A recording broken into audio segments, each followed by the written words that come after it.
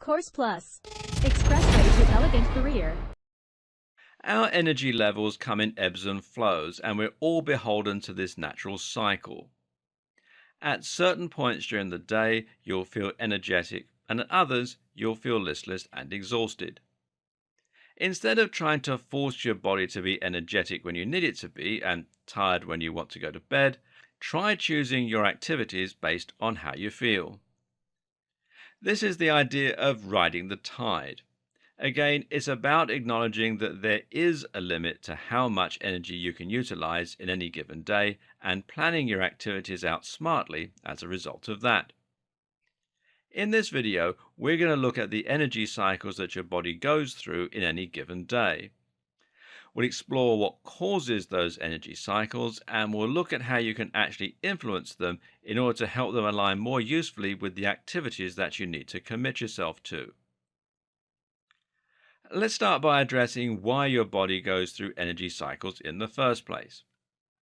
And the answer comes down to evolution and survival. We have adapted to function this way because it helps us to survive in a dangerous environment and to manage energy levels in the wild. The only problem is that we're no longer in the wild and now need energy levels at different times. Ultimately, these energy systems work by splitting us into two states. These are anabolic and catabolic. An anabolic state is also referred to as rest and digest. This is when we're relaxed, when we're happy, and when we're able to just switch off and chill. During this time, the body has plenty of fuel, energy, and it's able to spend that fuel where it's needed to help us repair muscle, lay down memories, and restore ourselves during sleep. Conversely, a catabolic state is also referred to as fight or flight. This is when we're either in danger or we're starving. Either our blood sugar is low or we're being faced by a predator or a threat. Either way, the reality is that our bodies need to act in order to keep us alive, and thus we start burning fat and even muscle to provide fuel. Of course, you're not always asleep or scared for your life, but you are always teetering slightly more to one of those extremes or the other. When you wake up in the morning, your blood sugar levels are low, and this is what causes you to wake up. You've been fasting and your body is now running on empty, which triggers the release of stress hormones like cortisol. When you've just eaten, your body receives the signal that it's satisfied and that the blood is filled with sugar. Thus, it releases insulin to extract that sugar, and it releases serotonin, which makes you feel good. That serotonin eventually converts to melatonin, the sleep hormone, and the body is able to rest and use all that good stuff to help repair our bodies. This cycle of anabolic stroke catabolic stop stroke go continues throughout the day. It's also closely linked with our circadian rhythm, which is our sleep-wake cycle.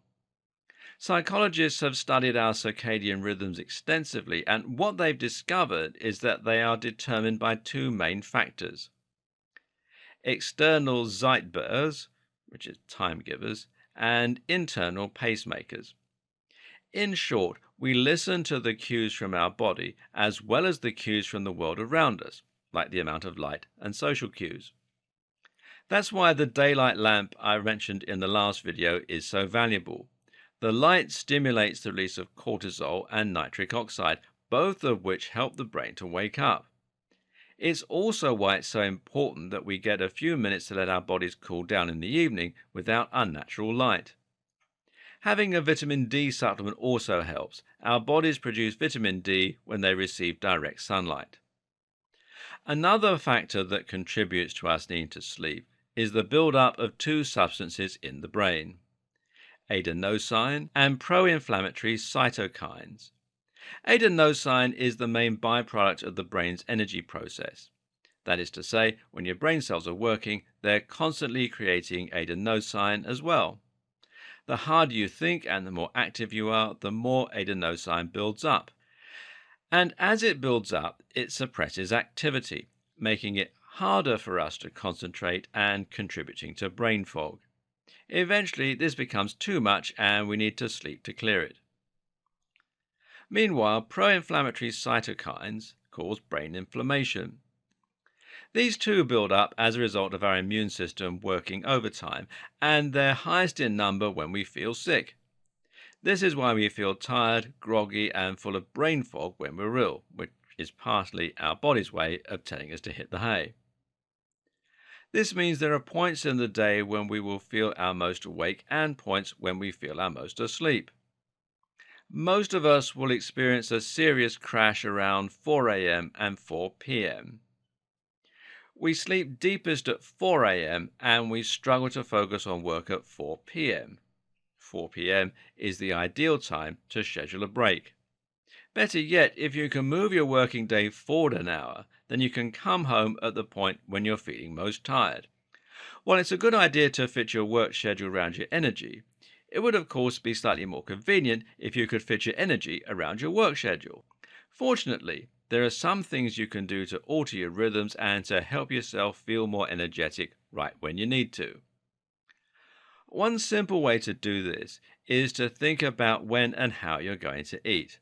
Remember, when we eat, it stimulates the sudden release of sugar into the blood, which can result in us feeling very tired and lethargic immediately afterwards. This is great an hour or so before bed, giving you time to digest, but it's not so useful if you are planning on being useful that evening. A simple example of this is what happens when you sit down to eat dinner in the evening. Any hopes you might have had of being productive at this point are practically thrown out the window. So instead, if you wanted to tidy the house, try doing it before you eat, while your body is still flooding you full of wakefulness hormones. Another way to control your energy levels through your diet is to think about what you want to eat. A big mistake is to eat simple carbohydrates, which are things like cake, bread, and white pasta. These release sugar quickly into the bloodstream, which results in a sudden energy high. However, as we now know, that will be followed by a sudden crash when the sugar is taken up and the brain releases melatonin to put you in a restorative mode. The solution is to try and keep your blood sugar at a slightly more stable and level point throughout the day. In theory, this should provide you with a steady flow of energy while at the same time avoiding sugar crashes or sudden spikes in energy. To do this, you can focus on getting more energy both from complex carbohydrates. Now, carbohydrates that are slower to digest normally include things like more fiber and fat, as well as fats, which also digest slowly in the gut. Both of these methods will provide a constant level of energy as you go throughout your day and may also have other health benefits, potentially reducing inflammation. We'll discuss this more in the diet section of the video series. Changing the order of your food, even just by shifting everything forward an hour, can help to change the order and length of your cycles. In fact, when traveling abroad to different time zones, many people will utilize a system of changing their diet in order to readjust their circadian rhythms and body clocks. Another tip is to consider taking power naps. This is something that some people have a lot of success with, but there is a trick to it which will once again involve thinking in terms of cycles. This main objective is to avoid waking up during a sleep cycle. Sleep cycles tend to last about 90 minutes, but it takes 20 minutes to enter the first heavy stage of sleep. Sleeping for just 10 minutes can be a great way to get a quick energy boost, while sleeping for 90 minutes should provide a deeper sleep while helping you to avoid waking up during SWS, that's slow wave sleep, and experiencing high levels of sleep inertia as a result. The key thing to take away from this is that you need to consider the role of your body in your energy levels. What you eat, what time you sleep, and even the light outside can all affect your energy levels and your mood. Even the temperature can have a huge impact. If you're in a cold room, this will increase your production of adrenaline and norepinephrine, thereby making you feel more alert. Conversely, if you're in a warm space, you'll feel more relaxed and sleepy and may find it harder to stay awake. Note that we are actually more creative when we're relaxed. This allows our mind to wander, and it's when the mind wanders that it's able to form novel connections between concepts, thereby creating entirely new ideas.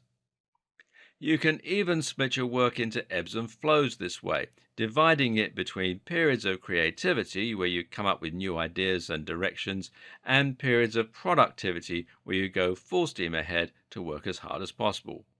Which, of course, is a simple way of saying you need to take breaks.